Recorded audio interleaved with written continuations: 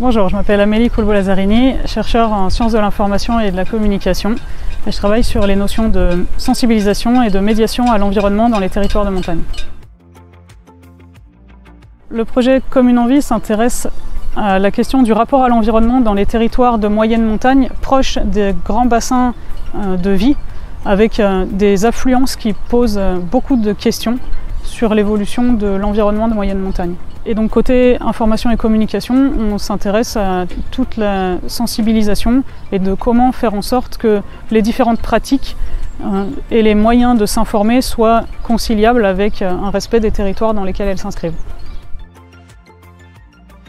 Le projet se déroule sur le massif des Bauges, plus précisément sur deux domaines que sont le domaine Savoie-Grand-Revard et le domaine Aillon-Margéria, plus le domaine qui concerne la zone de recherche des écologues dans la réserve de chasse et de faune sauvage.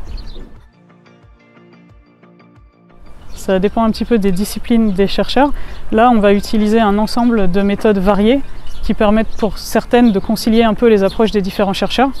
avec des questionnaires qui reprennent des questions travaillées par les écologues, par les chercheurs en STAPS, en sociologie, en géographie et en sciences de l'information et de la communication. Des dispositifs de suivi GPS,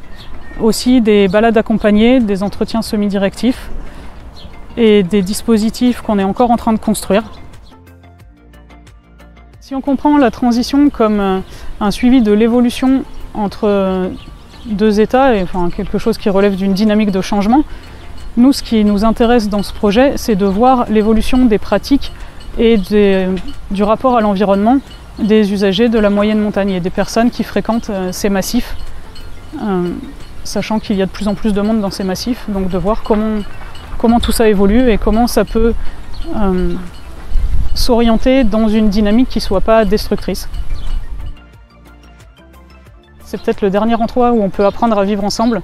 en respectant un environnement qui est peut-être moins détérioré qu'ailleurs.